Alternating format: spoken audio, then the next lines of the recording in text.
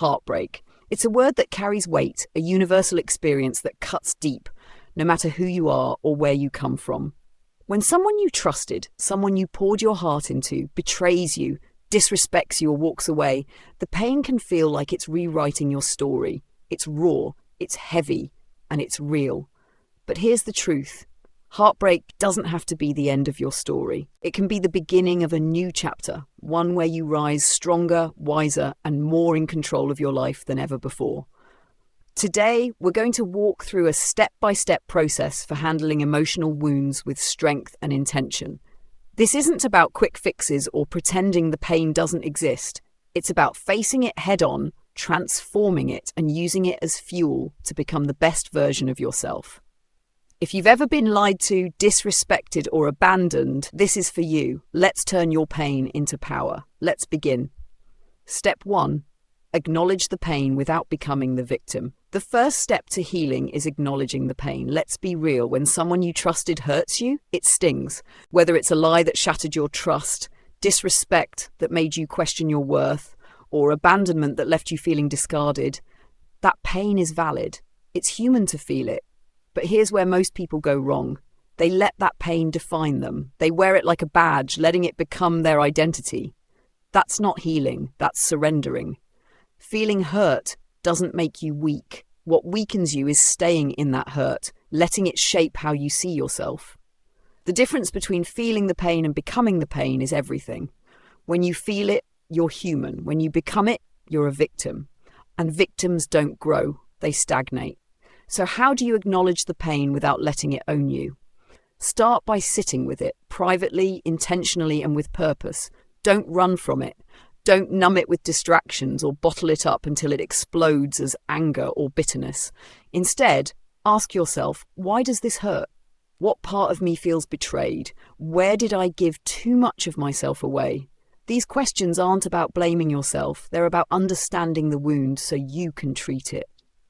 Emotional awareness is power. It's not about wallowing, it's about clarity. When you understand why something hurts, you start to see where your boundaries were too loose, where you sought validation from someone else, or where you ignored that gut feeling telling you something wasn't right. Pain, when you process it with intention, becomes a teacher.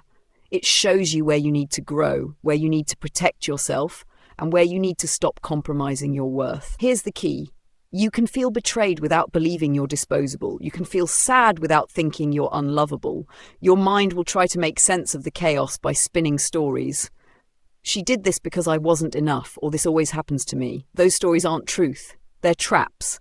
Guide your mind away from those narratives. Feel the pain, but don't let it write your story. You are not your heartbreak. You are the man who will rise from it.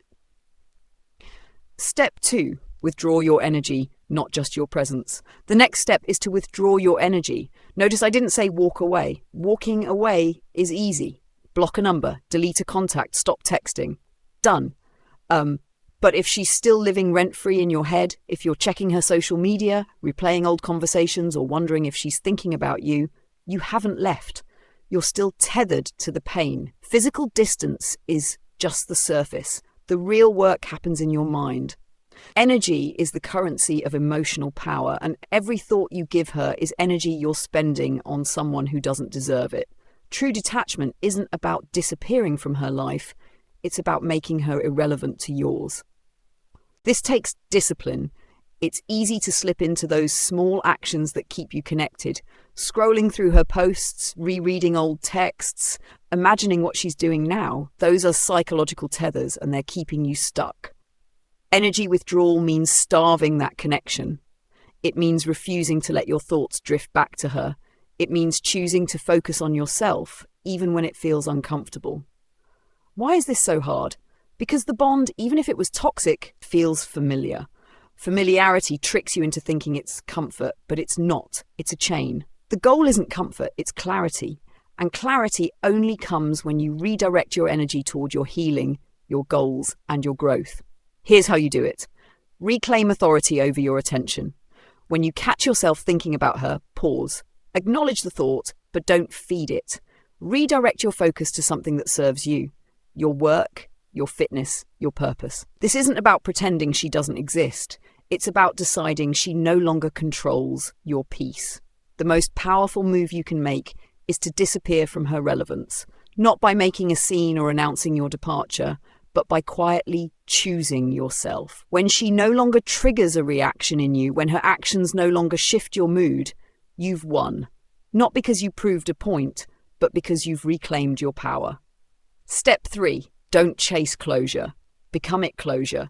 It's one of the biggest lies we chase after heartbreak. We tell ourselves, if I could just have one more conversation, one more explanation, one more apology, I'd feel better. But here's the harsh truth. Closure from someone else is an illusion. Chasing it keeps you tethered to the person who hurt you, giving them power they don't deserve. Think about it. Even if you get the answers you want, what changes? The betrayal still happened. The disrespect still stung. The abandonment still left you alone. Are you seeking truth, or are you seeking comfort? Because relying on the person who hurt you to make you feel whole again is a dangerous game. They've already shown they're capable of breaking your trust. Why would you trust them to heal you? Real closure doesn't come from her words or her apologies. It comes from you. It's the moment you stop needing her to explain why she did what she did. It's the moment you stop waiting for her to make it right. Closure isn't a door she closes for you. It's a door you lock behind you, knowing you'll never go back to that kind of treatment again. How do you become your own closure? Start by accepting her reality, not her potential. Stop romanticizing who you thought she was or who she could have been. The woman you loved may not exist anymore, or maybe she never did. That's not a reflection of your worth, it's a reflection of her choices. Closure is deciding that your value isn't up for negotiation, especially not with someone who made you question it. This isn't about dramatic endings or mutual understanding. Most of the time, heartbreak ends in silence, abrupt, messy, and unresolved. That's okay. You don't need her to agree with your healing. You don't need her to understand your pain. You take the chaos, the uncertainty, the unanswered questions, and you build peace from it. You create meaning from the loss. You find structure in the heartbreak. That's closure. That's power. Step 4. Elevate your standards, not your ego. When someone disrespects you, your first instinct might be to prove them wrong, to show them what they lost, to make them regret it. That's your ego talking, and it's a trap. Proving a point screams insecurity, not strength. Real strength doesn't need to be seen by the person who hurt you. It moves in silence, with standards so high that those who caused chaos can't even touch your peace. Elevating your standards isn't about becoming cold or shutting everyone out. It's about redefining what you tolerate, what you entertain, and who gets access to you. It's not about ego-driven performances like ignoring people to seem powerful or acting indifferent to hide your pain. Those are just theatrics. Real standards are quiet. They're embedded in your choices, your behavior, and the energy you allow in your space. Here's the difference. Ego wants to be seen. Standards demand respect. Ego chases validation. Standards create it. When you elevate your standards, you stop craving approval from the person who broke you. You become obsessed with your own peace, your own growth, your own discipline.